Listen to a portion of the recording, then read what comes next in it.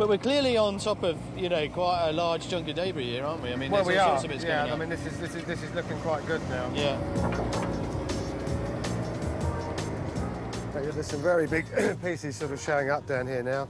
We've never actually had this opportunity of seeing a Stuka site like this ever before. That is extraordinary, isn't it? It's a great big lump, and you can see just what this crash has done. I mean, everything's angled and buckled. It's a violent event, isn't it? It is. It certainly shows that violent impact, doesn't it? It wasn't just soldiers, though, who faced the terror of the Stuka dive bombers.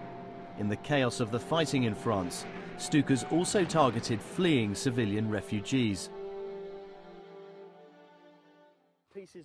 But at our dig, it's a chance for former RAF fighter pilot Peter Ayerst to tell me just how the RAF did tackle the Stukas. Now, of course, we're seeing it in this condition on the ground. You will have seen many Stukas in the air. Oh, yes. What do you remember of them? Well, first of all, they weren't terribly fast, but they were good in the dive because they had special dive brakes which slowed them from gaining too much speed, so they were able to make the bombing more accurate. When they were in that dive, it's almost not quite vertical, but it was a very steep dive.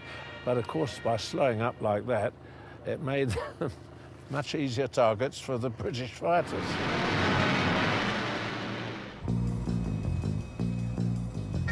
What's becoming evident is that despite exploding on impact, much more of the Stuka has survived than Steve had first anticipated.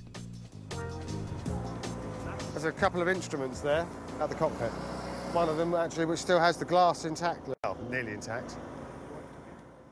Some of the finds are technical, like this circuit breaker or the speedometer.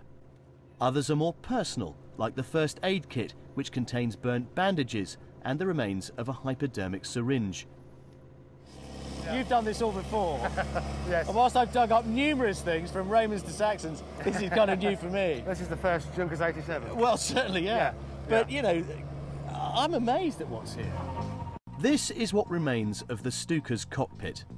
A tangled mass of wires and twisted metal. We're getting much closer to the engine. Look at that. Good Lord. Now, that's what you call an aircraft wreck, isn't it? Yeah, I bet that weighs something. Is that the engine? The engine was so deep, it gives you some idea of just how fast the Stuka must have been going when it finally hit the ground. Well done, Steve. Well done, Gareth. It's good. Oh, nicely done. Forward. Our final piece of the jigsaw puzzle, really, isn't it, I suppose?